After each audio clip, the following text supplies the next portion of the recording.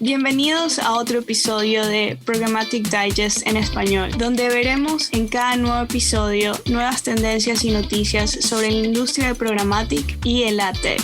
Yo soy Manuela Cortés, actual directora de Programmatic y eterna aprendiz de esta industria. No se olviden de suscribirse, espero que disfruten este show. El día de hoy estamos con Álvaro Cuesta. Bienvenido, Álvaro. Manuela, muy querida para ti por la invitación. Bueno, tenemos varios tópicos para abordar, principalmente del lado de lo que sería el publisher. La verdad es uno de mis tópicos favoritos porque también es el área de la industria en la que yo personalmente trabajo. Así que antes de empezar a indagar un poco, me encantaría que te introduzcas a la audiencia, nos contes un poco de tu trayectoria, cómo llegaste acá y bueno, de ahí empezamos. Bueno, vale, Manuela, mi trayectoria es un poco sui generis. Yo estudié ingeniería de minas. Esa es la carrera de la que salí de la universidad y hace unos 20 años, por diferentes circunstancias personales, me encontré con la primera ola de internet.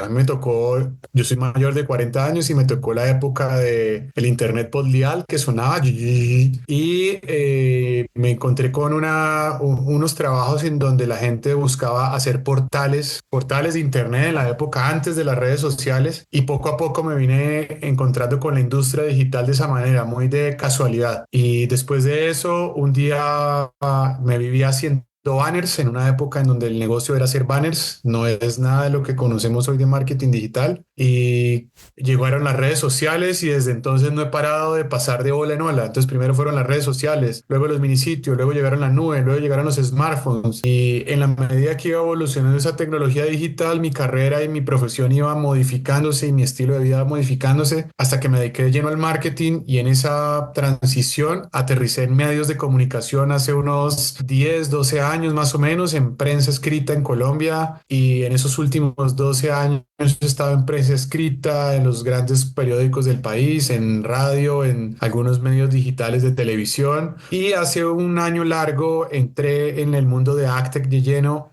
como parte de una AdTech que trabaja con video players y con monetización con formatos de in-stream. Entonces esa ha sido un poco la trayectoria, ¿no?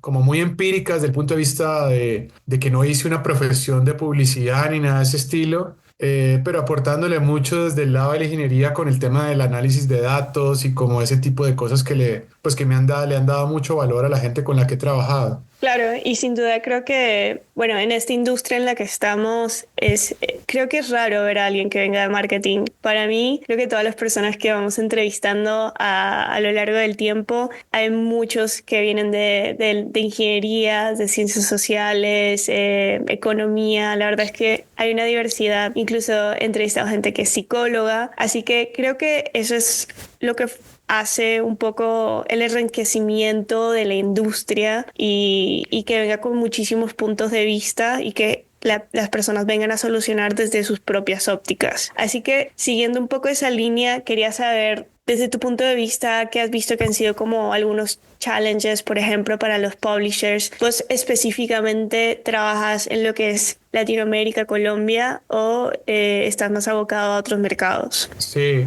Digamos que ahora que estoy en este último rol, tengo operaciones desde México hasta Argentina. Y he tenido colaboraciones con mercados de Europa, España, Italia, Grecia, y al final lo que cambia para estas economías, que nosotros internamente las llamamos economías emergentes, es el tamaño del volumen de tráfico, hablando de publishing, y no necesariamente publishing de noticias convencionales, digo yo, los medios, los legacy media que se transformaron en digital, sino cualquier otro medio, un nativo digital o una API o un retail media o un CTV.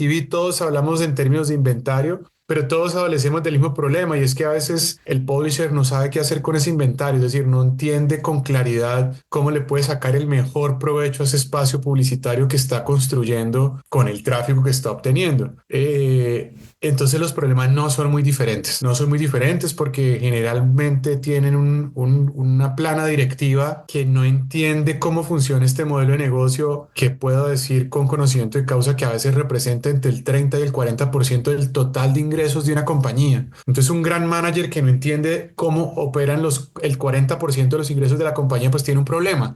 No entiende cómo potenciar ese negocio. Se negocia incorrectamente, se pone en posiciones relativamente vulnerables por no entender estas tecnologías, cómo están operando. Y al final lo que genera en la plana directiva es una frustración de un negocio que en realidad no es lo que les dijeron, cuando realmente el problema es un problema más de desconocimiento. Entonces aplica para publishers de 1 millón de páginas vistas de una prensa regional a publishers de 200, 300 millones de páginas vistas al mes con múltiples canales digitales. Todos más o menos tienen los mismos retos. Y eso lo hace interesante, pues, porque al final cuando empiezas a ver las diferencias entre mercados, te das cuenta que no hay diferencias entre mercados, porque al final es un tema de tecnología. Lo que cambia más bien es cómo cada uno enfrenta esos problemas desde su propia cultura, ¿no? Cómo intentan negociar, cómo intentan acercarse a sus partners. Pero al final, la tecnología digital opera igual para todos. Sin duda, y creo que, o sea, como señalar que obviamente la problemática en las distintas formas de monetización es un desafío que año tras año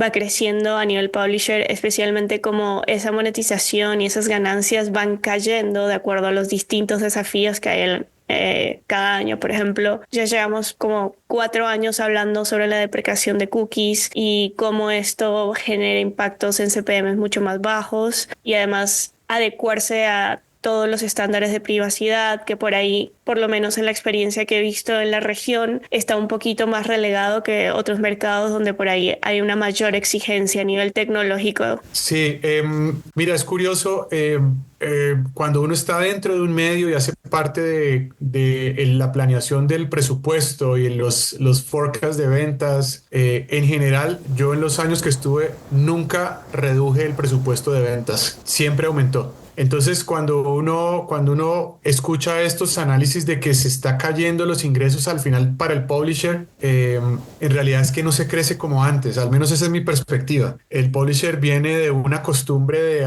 cuando eran los líderes del mercado en la época de casi que de antes, de comienzos de Internet, hace unos 20 años, en donde todo pasaba por el legacy media. Es decir, cualquier marca anunciante que quisiera ser relevante daba por hecho que tenía que estar en un legacy media. Entonces, la exposición que había, el volumen de anuncios que había ahí era muy grande, y eso se hacía por venta directa, la venta clásica de un ejecutivo comercial que te visite en la oficina y tal. En la medida que fue evolucionando la tecnología, que entra en las redes sociales, y ahora entró el retail media, ahora están los CTVs, pero ahora está la tecnología celular, entonces tienes pauta geolocalizada, o sea, hay una desagregación de los anuncios, pues cada vez más el legacy media deja de recibir ingresos por esa venta directa y está dependiendo cada vez más de las ventas automatizadas. Pero mes a mes, es decir, depende de cada país, pero sin descontando la inflación, en realidad la inversión sigue creciendo y el legacy media sigue ganando en el negocio digital. No gana como ganaba antaño, pero sigue ganando. Y el reto que yo he visto es que el legacy media y en general el medio digital no se cuestiona si el precio que está recibiendo en ese instante es el adecuado por su inventario. Entonces se confía y resulta que la industria digital presenta oportunidades todo el tiempo al mercado. Algunas no tan confiables, otras un poco más confiables, y se confía y se estanca y no testea permanentemente. Entonces pasa que le pasan 6 meses o le pasa un año, y en un año es demasiado tiempo en la industria digital. Firman unos contratos de permanencia demasiado largos y se pierden oportunidades de cosas nuevas que con su mismo inventario pueden hacer maximizar el valor de su inventario sin hacer necesariamente grandes cambios. Solamente es estar atento, estar preguntando, estar participando de eventos. Creo que los medios, incluso cuando yo hacía parte de los medios, dejamos de participar, de estar en la agenda pública de la industria, al menos en la industria digital, y somos el último eslabón de la cadena. Entonces nos enteramos de último de todo. Entonces, si a eso le sumas que la plana directiva no entiende muy claramente cómo funciona este negocio. No asistimos a los eventos para escuchar qué es lo que se está moviendo en el mercado. Y además no tenemos la proactividad de buscar qué es lo nuevo que puede hacer valorizar mejor nuestro inventario, pues nos quedamos amarrados a unos modelos de negocio que en el papel dice que funcionan, pero que no necesariamente están mostrando los números que las compañías necesitan. Ahora, lo que tú dices también es cierto. Sí hay una reducción del inventario, pero es que el famoso duopolio lleva dominando el mercado muchos años. Ahora, digamos que es un oligopolio entendido como que entró, no sé, en el mercado de Latinoamérica todavía no tanto, pero entró en el mapa Amazon Ads, está Walmart Ads y como toda esa onda de retail media. En la TAM de pronto van a empezar a aruñar TikTok Ads, aunque no ha funcionado tanto, algunos de CTV, pero el volumen de inventario que la gente está transando en esos espacios todavía es muy pequeño y lo que yo veo es que va a haber, el duopolio va a seguir mandando y ese inventario que tienen los publishers, la manera de mejorar los ingresos es mejorando su costo unitario por estar allí. No puede ser que hoy todavía hayan ejecutivos vendiendo campañas por impresiones en la calle, por ejemplo. Es altísimamente ineficiente y además se venden con unos precios que francamente hace por lo menos 10 años nadie los compra. Entonces es como desconocer unas realidades del mercado que los medios, no importa el origen del medio, no pueden desconocer, ¿no?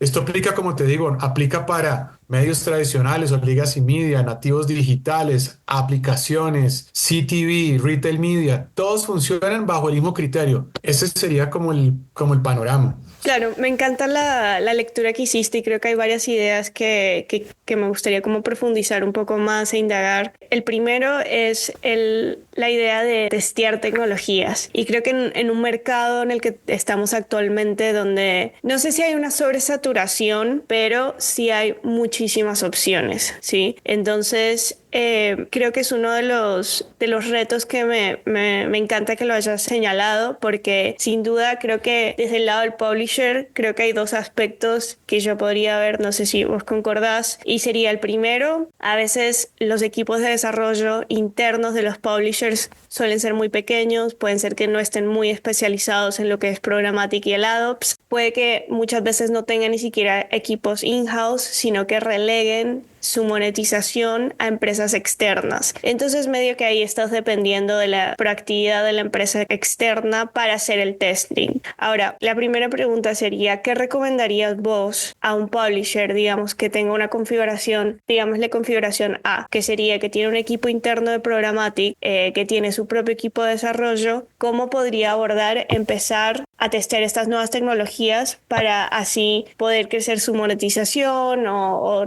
sin duda creo que hacer A/B testing constantemente te ayuda a saber si, no sé, ese SSP o esa demanda que vos estás utilizando está buena o esos widgets que estás utilizando funcionan o no, si determinado vendor es el que te está trayendo la mejor demanda. ¿Cómo les dirías vos que abordasen el testeo? Como, ¿cuál te parece un periodo apto? ¿Cómo harías para calificarlos? Vale. Mira, mencionaste un tema del equipo AdOps propio, equipo AdOps externo. Yo más bien lo clasificaría por small business o enterprise o algo así. ¿Por qué? Porque he encontrado que hay grandes activos digitales, grandes assets que aún así tienen tercerizado. Entonces, se me ocurre más bien es una clasificación de small y enterprise en el entendido que el small tiene una capacidad de iterar más lenta o una capacidad de negociación menor que la de un gran editor. Entonces, habiendo dicho eso, en general a mí me gusta iniciar como este capítulo con lo que no deberías hacer. Es decir, un poco es más fácil a veces descartar lo que es una mala práctica que lo que en realidad debería ser una buena práctica. Y hay una mala práctica que es como eso que se dice mucho y como se dice mucho se vuelve una verdad y en realidad no es una verdad y es el famoso waterfall, o sea, la cascada de anuncios. Muchos publishers todavía argumentan que es mejor es mejor tener una configuración de waterfall con 2 o 3 partners después. Y es contra natura y te voy a dar un ejemplo. Si tú eres un cultivador de manzanas y te vas a tu mercado con las manzanas en un gran bulto de manzanas y las clasificas por tamaños, tienes como las premium en una bolsa, tienes las segundas en una bolsa que son las de tamaño medio y tienes todas las demás. mezcladas como en una gran caja, que en colombiano le decimos el revuelto, ¿vale? Entonces, ¿qué hace ese vendedor en el mercado? Un poco haciendo el símil del marketplace, ¿cierto? Un open market es eso. Pues las manzanas número uno casi que las puedes vender a un único cliente que te compra esas manzanas, te las precompra, incluso te las deja prepagadas desde antes. Y esas ya las tienes vendidas. Las de la mitad, de pronto tienes algún par de competidores que te pagan por esos valores. Y lo demás te toca regalarlo. El que vaya pasando lo va cogiendo. Y hay un remanente allí. Hay unas que definitivamente ni siquiera los que van pasando las quieren comprar. Tú puedes invitar a 10, 100, 1000 compradores para ese remanente. Igual no te lo van a comprar. Porque es un rezago, es una parte, la de menor calidad. Un poco en el inventario publicitario pasa lo mismo. Si tienes una gran negociación con una network, con una SSP para el mejor inventario, lo que te sobre después de esa compra, igual nadie te lo va a comprar. Te van a comprar 2, 3 cositas. O sea, el extra que compras con un waterfall es muy bajo, a no ser que tengas un mal comprador al inicio, lo cual nos lleva a otro problema.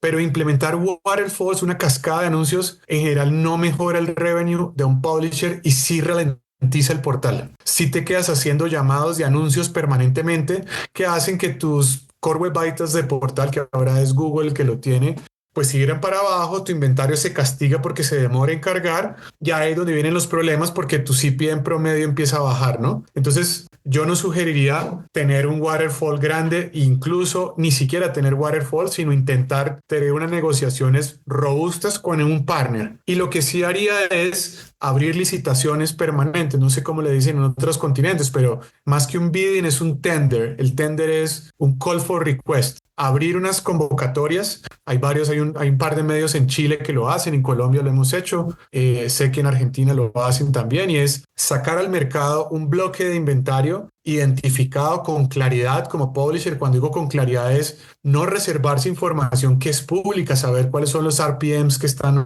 negociando en el mercado, una proyección realista de inventario, saber si tienes o no tienes tráfico AMP, para que los networks serios valoran ese tipo de información y puedan ofertar con claridad sobre ese inventario. Una network valora trabajar con los medios que hacen este tipo de trabajo y pagan lo justo. Ese modelo es mucho más favorable para un publisher que el modelo de estar teniendo 2 o 3 ¿cómo se llama eso? En price priority, tratando de competir, ganándose impresión a impresión, porque eso no optimiza los ingresos para el publisher. Esa es como una primera recomendación. Y la segunda recomendación es, de todos modos, los medios, sobre todo hablo aquí se categorizan, pero digamos que los legacy media están agremiados en diferentes asociaciones y hay medios grandes a los que las networks más reputadas acuden primero a ofrecer sus servicios. Entonces, de pronto, para un publisher un poco más pequeño es una buena idea escuchar esos publishers grandes con quienes están trabajando, a quienes dejaron entrar y a quienes no dejaron entrar, porque en el mercado hay muchas fachadas, ¿no? Hay muchos sitios web que dicen que hacen cosas, pero en Internet no se sabe quién es, y en el mundo programático mucho menos. Hay networks de networks de networks, resellers de resellers de resellers, y eso genera una gran duda de con quién estoy trabajando de verdad. Entonces, los publishers grandes en general tienen la oportunidad de hacer negociaciones directas con estas networks, y de pronto una buena idea para los publishers pequeños es tocar la puerta. Si no pueden tocar la puerta de una llamada literalmente telefónica a quien haga las veces de encargado de programática, entrar en sus archivos de ades.xt. Todos los sitios web tienen declarados los ades.xt en su portal. Ahí pueden chequear a quienes aceptaron como intermediarios. Y ahí se van a dar cuenta quienes tienen demanda directa y demanda de reselling, y pueden darles una idea de con quién debería, o sea, cuál sería el ideal. En el mundo ideal, todos deberíamos tener un listado de ades.txt como el New York Times, que tiene 3 líneas de ades.txt. Pero no todos somos el New York Times. Todos tenemos unas realidades diferentes, incluso grandes publishers del mundo, no sé, Infobae, que es un gigante. Vas a mirar las líneas de AXT y tiene 8, 10 partners declarados allí. Lo mismo, si un publisher está produciendo contenido en audio, no es lo mismo que una publisher que produce contenido en texto, ni es lo mismo que producir en contenido de video. Hay partners adecuados para cada una de esas categorías. Es una gran idea para cualquier publisher hoy buscar un partner con video player. O sea, no es video outstream. El video outstream entró en decadencia, pero el video in-stream, que lo manda a la parada hoy YouTube, es una falencia de los publishers en general, sobre todo de los publishers que son nativos de escribir, de la palabra, porque su gran contenido está en texto. Esos publishers no tienen infraestructuras de producción audiovisual grandes que les permitan producir contenido audiovisual en masa, como por ejemplo una cadena de televisión. Entonces, para esos publishers, otras recomendaciones: consigan un partner que les ayude a incrementar el inventario de video, porque el inventario de video se monetiza con InStream, y el InStream es el formato de mayor valor, del mayor precio unitario versus cualquier otro formato publicitario. Me explico: si un anuncio de display tradicional te vale 20 centavos, supongamos, un anuncio de Outstream en los buenos tiempos valía 40 centavos, un anuncio de InStream puede valer $1 por CPM, o sea, 5 veces más que un anuncio de display. Entonces, muchos publishers están apostando a usar banners tradicionales, cuando en realidad en ese mismo espacio, si hubieran publicado un espacio para un anuncio de InStream, multiplicarían por 5 el mismo valor del el mismo espacio publicitario. Entonces, no es de tener más banners, sino de ser un poco más inteligente en qué tipo de formato uso para la monetización. Yo creo que esos serían 3 recomendaciones claves para publisher, no importa el tamaño, ¿no? Sin duda, y creo que nos diste como un pantallazo de 3 recomendaciones que son claves, y creo que es información súper valiosa para poder empezar a hacer un análisis. Recapitulando, sería primero la migración de Waterfall a un modelo más tipo header bidding, donde tengas más disponibilidad. Sí, incluso más que la tecnología que uses, es más confiar en una negociación face to face con un partner. Claro. Porque el partner puede ofrecer una garantía sin sacrificar tus core web vitals. Claro, o sea, hacer más como un DPO, que sería como limpiar un poco más las demandas y poder hacer negociaciones directas para saltar a los resellers. Después, la segunda recomendación que nos diste, que está buenísima, es el análisis de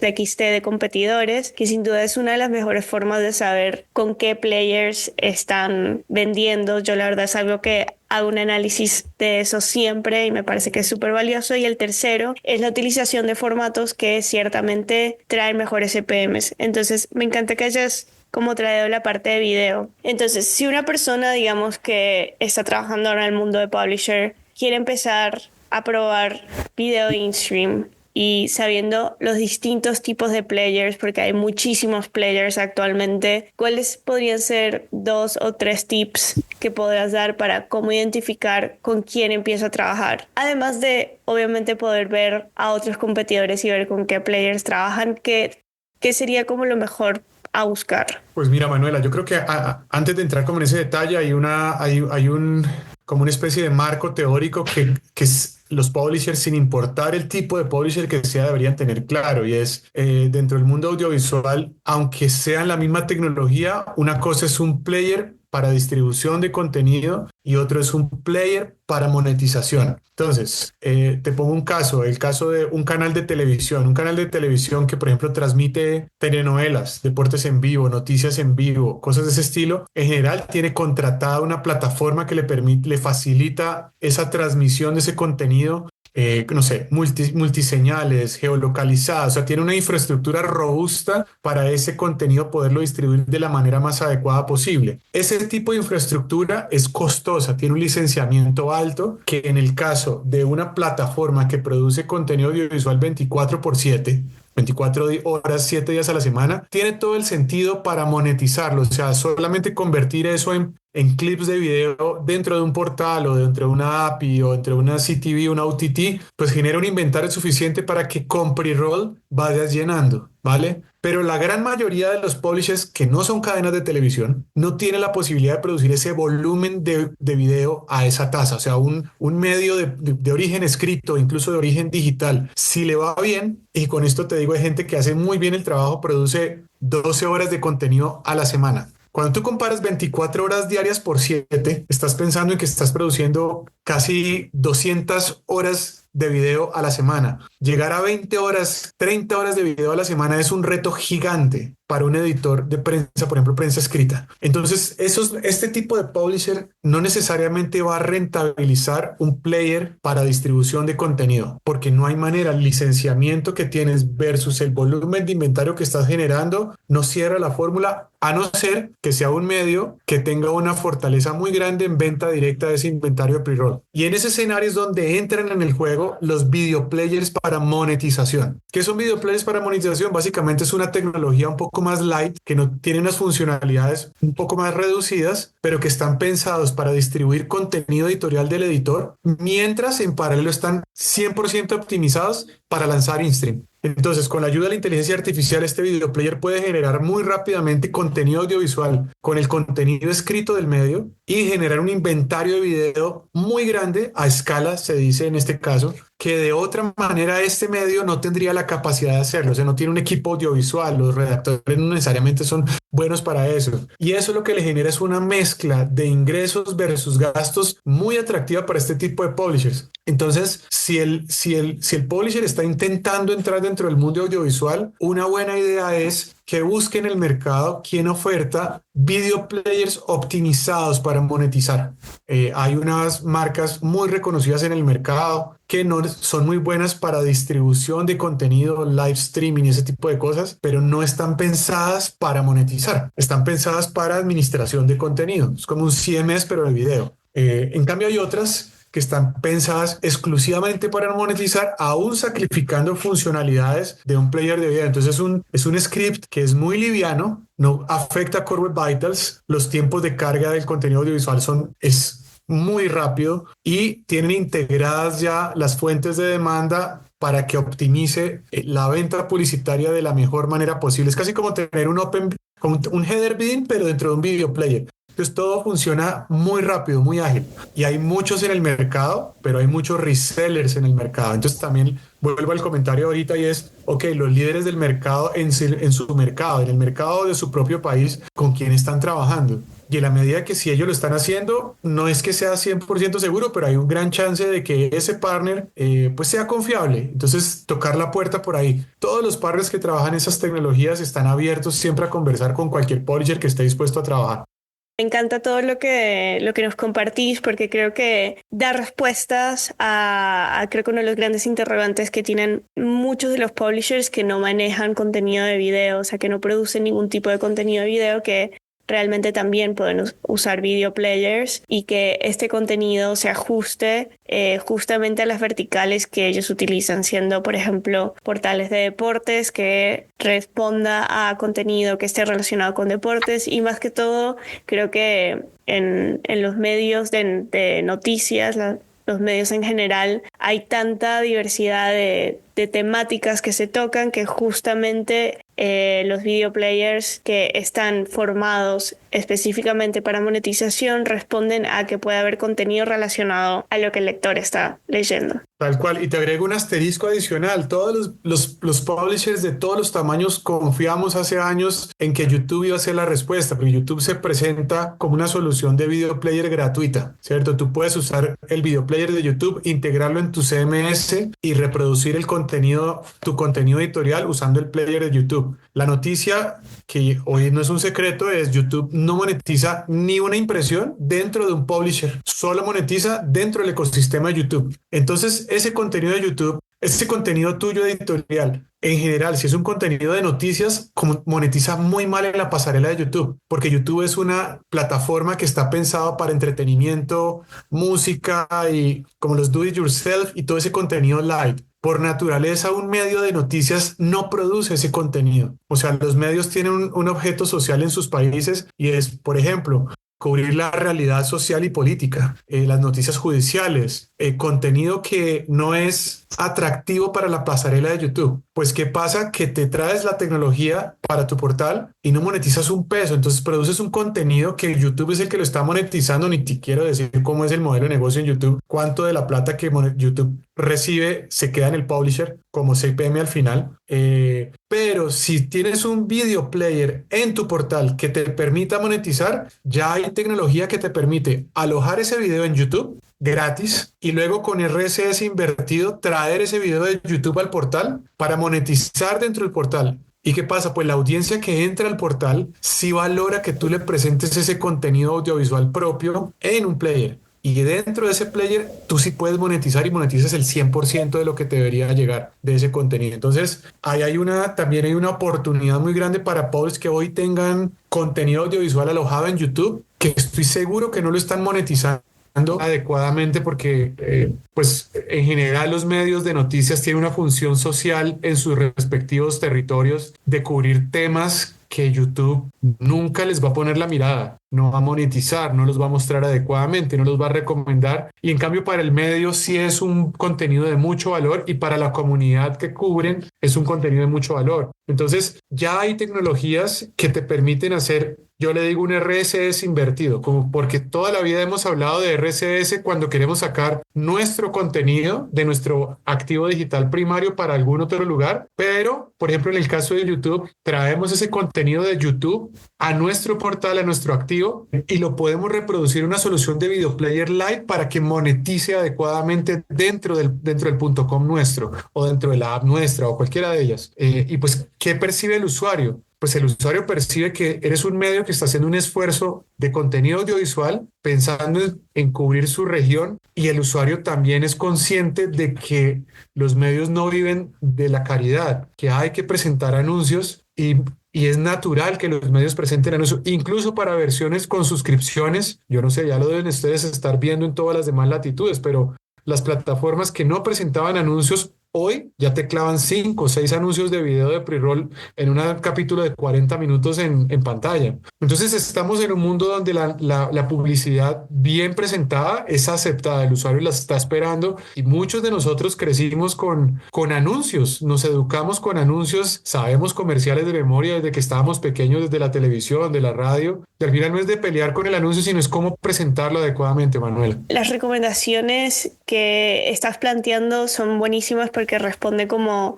a esas dudas generales como que, bueno, ¿qué hago si no tengo contenido? ¿Qué hago si tengo contenido que está alojado en YouTube? Y en definitiva, ese contenido lo puedo migrar al player para que sea mucho más personalizado y realmente la audiencia de cierta forma tenga un menor impacto, verlo un poco más nativo, diciendo, bueno, si yo estoy leyendo este publisher y estoy viendo contenido que también hicieron y después, bueno, veo algunos ads, se siente un poco más natural y más orgánico, a diferencia de haciéndolo como algo externo. Bueno, realmente responde a los diferentes tipos de soluciones que puede haber y que en definitiva cualquier publisher puede agregar un player de video. Así que me encanta todos los datos que están tirando. O sea, creo que me encanta traer a gente como vos al podcast porque realmente estás dando soluciones reales para las personas que quieren saber un poco más de cómo aumentar su monetización. Y gracias por presentar como tu óptica sobre esto. Ahora, hay una cuestión creo que es un gran interrogante que a veces se pueden hacer los medios, en general los publishers, a la hora de agregar video. Vos mencionaste anteriormente lo light que es el script, que no afecte los core web vitals. Ahora, hay toda una parte del user experience. Hay muchos publishers que de pronto están un poco como reluctant de agregar video porque por ahí eso distraiga un poco. Esto lo he escuchado más desde el lado de editorial, que hay como una preocupación de que ese video contamine la lectura del artículo en particular, ya que ahora es uno de los mayores retos, que es el engagement del usuario en las páginas. Como se consume muchísimo noticias, por ejemplo, por redes sociales, TikTok, les cuesta mucho como que el usuario se quede. Entonces, ¿cómo responderías a esa duda de cómo un video puede no disminuir el engagement o esa experiencia de usuario? Mira, yo he tenido esta discusión con muchos colegas de miembros de redacción que les interesa el negocio digital digamos, están abiertos a tener ese tipo de conversaciones. Y creo que lo primero que yo le mencionaría a todos los publishers que se están haciendo esta pregunta es, ¿se están involucrando en el negocio digital? O sea, ya entienden de qué se está hablando cuando se habla del negocio digital, porque cuando la conversación llega a ese nivel en donde ambas partes, hablo como la parte del negocio con la parte de la redacción, entienden esos términos, fluye un poco más. Al principio es una conversación que se basa en supuestos y en lo que yo creo que es, o el a mí me dijeron que. Pero cuando uno entiende que el negocio digital es un negocio de datos y la conversación se traslada al mundo de los datos, ahí se puede hablar de otra manera. Entonces es una primera gran recomendación y es que intenten que los del equipo, sobre todo los equipos de redacción, entiendan del negocio y los del negocio deben entender de los indicadores de la redacción. Ahora, hay una realidad y es que estamos en la época de la economía de la atención. Si tú piensas en un día de una persona, 24 horas de una persona, asumamos que es una persona que duerme las razonables 8 horas, quiere decir que te quedan 16 horas disponibles para todas las cosas. Y hay estudios que hablan que un usuario promedio digitalizado está 8 horas conectados al día. Los medios estamos apenas rasguñando minutos de esas 8 horas. Entonces los números lo que muestran es que un usuario que se queda en un portal de noticias, digamos en un .com, que se queda 3 minutos, de entrada es un usuario que ya no está consumiendo en otros lados. O sea, ya decidió estar con nosotros, ya nos dio sus 3 minutos. Lo que yo estoy intentando es tratar de retenerlo un poquito más de esos 3 minutos. Y hoy la manera más óptima de retenerlo es contenido relacionado que lo invite a hacer clic, y ahí entran todas las categorías de widgets que hay en el mercado. ¿Cierto? Si yo estoy leyendo de mi equipo de fútbol favorito, presentarle otra noticia de mi equipo de fútbol favorito, y puedes tener un CTR de 4 o 5% de recirculación por esa categoría, o permitirle ver contenido audiovisual que haga que se quede más y extienda su experiencia.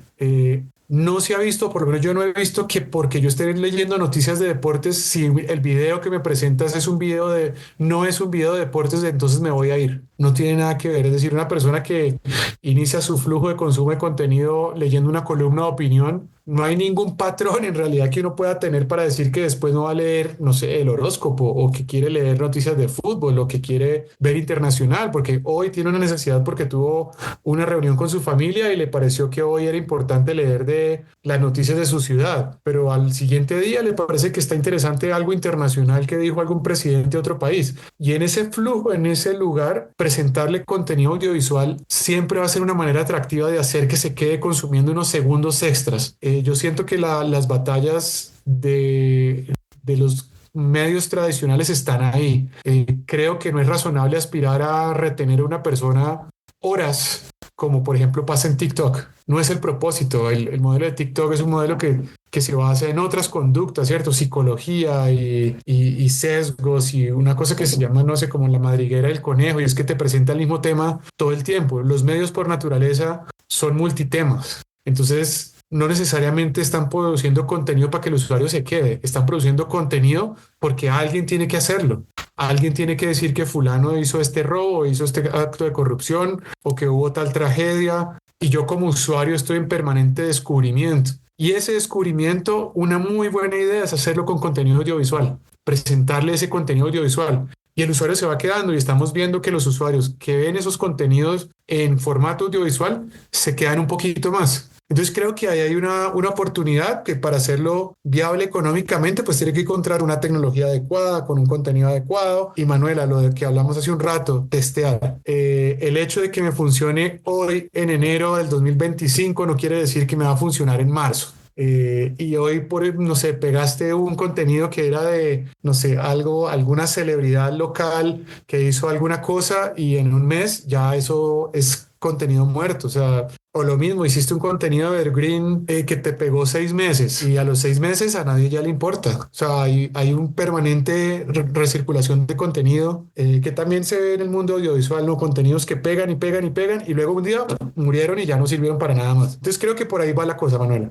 Incluso las aplicaciones de terceros, cuando conectas, por ejemplo, un partner de programática, si eres publishers, no deberías andar a ciegas. Un partner serio de programática te abre un montón de métricas porque son tuyas. Entonces, yo, por ejemplo, como publisher, puedo no tener contratado una licencia de heatmap, de mapa de calor, pero con un partner de programática yo sí puedo tener métricas de viability en una ubicación de un anuncio. Entonces, si bien yo no puedo hacer la medición directa, yo con ese viability de ese partner, con un banner, yo sí puedo ver, en este caso, el depth scroll de un usuario, porque un banner de alguna manera me mide de manera indirecta si el banner se está viendo o no se está viendo. Y como yo tengo de vecino al contenido, pues puedo atribuirle esa visibilidad al contenido también. Entonces, hay muchas herramientas y sí, es demasiado riesgoso no estar viendo esas métricas, ¿no? Es como ir a andar a ciegas y todo se mueve demasiado rápido. Sin duda, Álvaro, y creo que son grandes consejos. Creo que al final, como todo en Programmatic, tenemos, a diferencia de la publicidad tradicional, tenemos la posibilidad de medirlo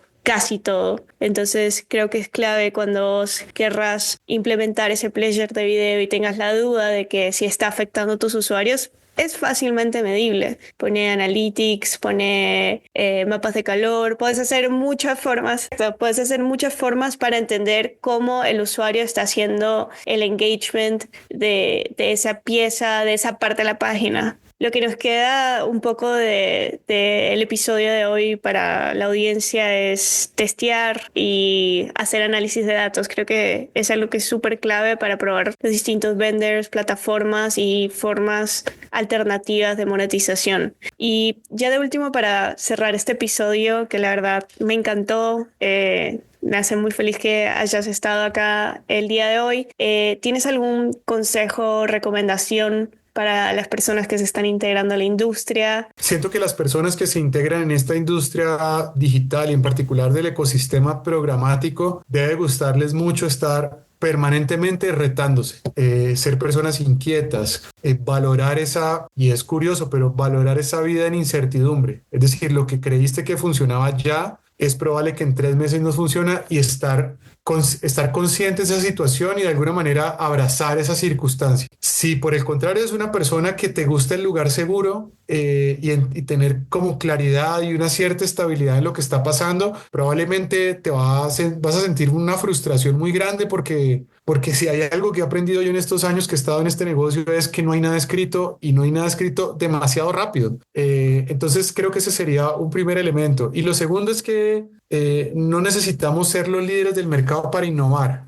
Creo que hay muchas maneras de innovar y en la tecnología digital y en la publicidad programática también y una manera de hacerlo, sobre todo para compañías y organizaciones que tienen pocos recursos, es imitando comportamientos que ya funcionan. Lo mencionamos ahorita, probablemente no sabes con qué partner trabajar, pero si estás viendo que un partner está trabajando con los líderes del mercado, de pronto sería buena idea tocarle la puerta a ese porque es el que los grandes están usando. Lo mismo en toda la industria de tecnología, todo está basado en el asunto de iterar, el famoso método científico, ¿cierto? Lanzas una hipótesis, sales y la pruebas, mides y validas si te funcionó o te funcionó y vuelves y lo haces y vuelves y lo haces y vuelves y lo haces. Ese sería el principal consejo que yo le daría a todos los que están en esta industria es prueben. Eso es, Manuela, lo que quisiera decirle a toda la audiencia de tu podcast. Muchas gracias, Álvaro, por asistir. Súper buenos consejos, súper buena data. Creo que fue un episodio espectacular, así que gracias por haber venido. Gracias, Manuela. Nos vemos.